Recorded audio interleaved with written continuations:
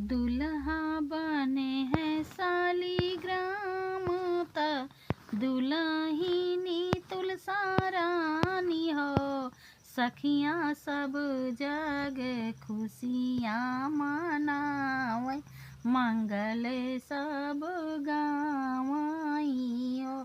सखियाँ देवतन फूल बरसावे त झूमी झूमी गावई हो। भोरे भोरे उठी जब तुलसा त पनिया भरन चली यमुना के तीरे चली हो।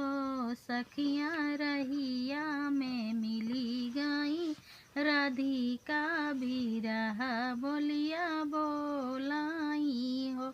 तुलसा तू तो आयु हमरी सवतिनिया जनम बैरिनी आई हो।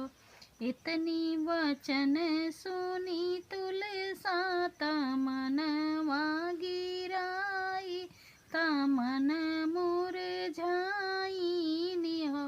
बहिनी लवटी के घरे जब आई त पिछवे कन्हाई हो। बहिनी बैठी है मनवा गिराई त पूछाई कन्हाई हो।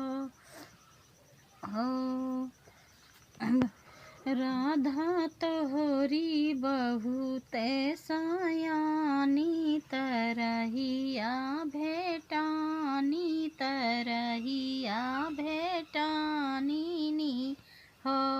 काना सब सखी रही जेठाड़ी माई ताना मारीनी हो। काना हम का तो कहीं सवतिनिया समझायो राधा रानी हो।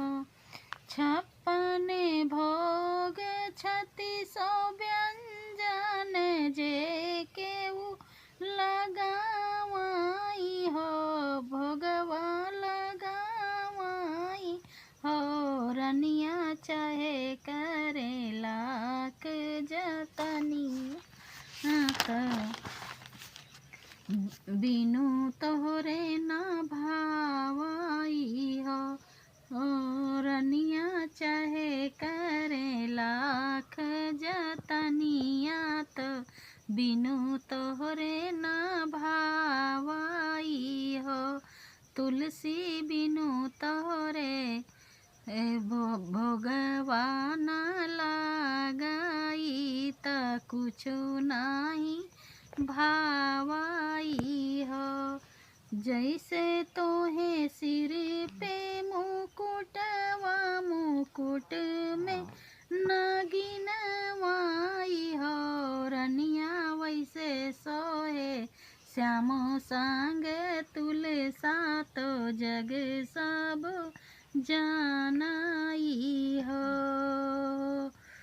तू आयु हमारी प्यारी की सबसे दुलारी की सबसे दुलारी हो। तुलसी सुर नार सब जानी तो हो।